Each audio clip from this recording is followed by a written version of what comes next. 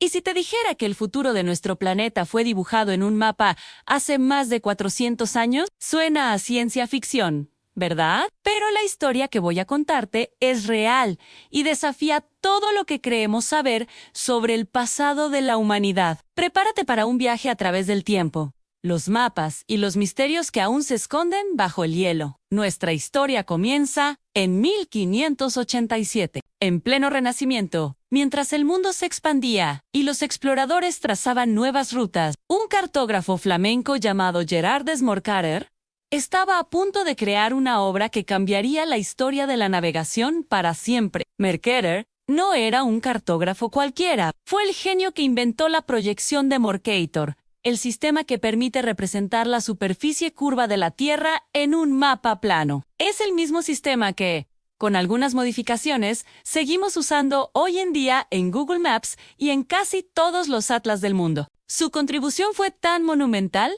que su nombre es sinónimo de cartografía moderna. Ese año, Mercator publicó su obra Magna Nun, mapa del mundo increíblemente detallado para su época. Mostraba América, África, Europa y Asia con una precisión asombrosa, pero si miras con atención la parte inferior de su mapa, justo debajo del extremo sur de América, encontrarás algo que simplemente no debería estar ahí. Un vasto continente, una enorme masa de tierra que él llamó Terra Australis Incognita, la tierra austral desconocida. Lo más desconcertante no es solo que la dibujara, sino cómo la dibujó, con ríos, bahías y cadenas montañosas en su interior.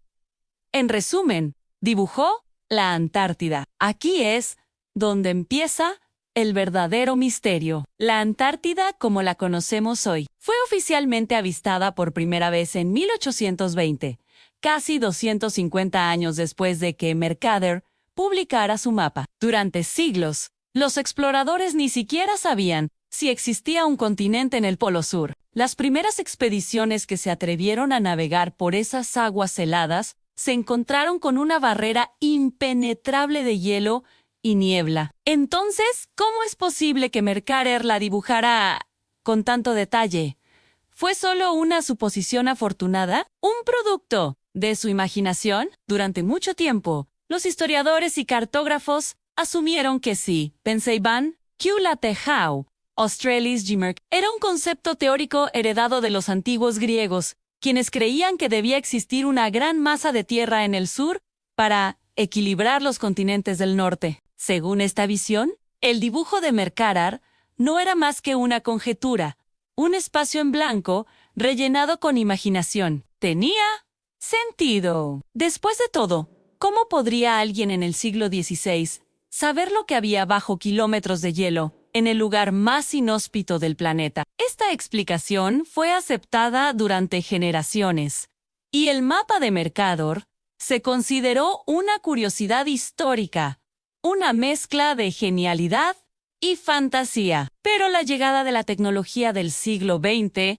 lo cambió todo, con la invención del radar de penetración terrestre y las imágenes satelitales. Los científicos finalmente pudieron hacer lo que era imposible para Mercator y sus contemporáneos, ver a través de la capa de hielo antártico. A medida que mapeaban el lecho de roca subglacial, comenzaron a trazar el verdadero contorno del continente antártico, la forma que tendría si todo su hielo se derritiera. Y fue entonces cuando descubrieron algo que helaba la sangre. La forma del continente que emergía de los datos satelitales era inquietantemente similar al contorno que Gerard de Mercator había dibujado en 1587 a las bahías, las penínsulas e incluso la ubicación general de las cadenas montañosas que Mercator había imaginado. O eso creíamos, coincidían de forma sorprendente con la topografía real de la Antártida sin hielo. La Terra Australis Incognita no era solo una mancha amorfa. Su perfil geográfico en el mapa renacentista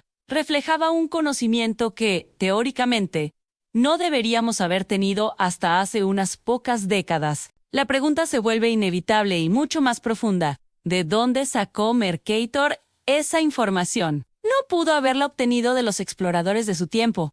porque ninguno había llegado tan al sur. No pudo haberla inventado con tanta precisión por pura casualidad. La probabilidad de adivinar la forma de un continente oculto bajo el hielo es prácticamente nula. Entonces, ¿cuál es la alternativa? Aquí es donde la historia se adentra en el territorio de lo extraordinario. Una de las teorías más fascinantes, defendida por autores como Charles Hapgood y Graham Hancock, sugiere que Mercator no fue el autor original de esa parte del mapa. En su lugar, proponen que Mercator, como gran erudito y coleccionista de mapas antiguos, tuvo acceso a fuentes de información mucho más antiguas. Mapas que habían sido copiados y transmitidos a lo largo de los siglos, originados en una civilización perdida y tecnológicamente avanzada. Según esta hipótesis, existió una civilización marítima muy desarrollada en la prehistoria, quizás hace más de 12.0 años, antes del final de la última edad de hielo.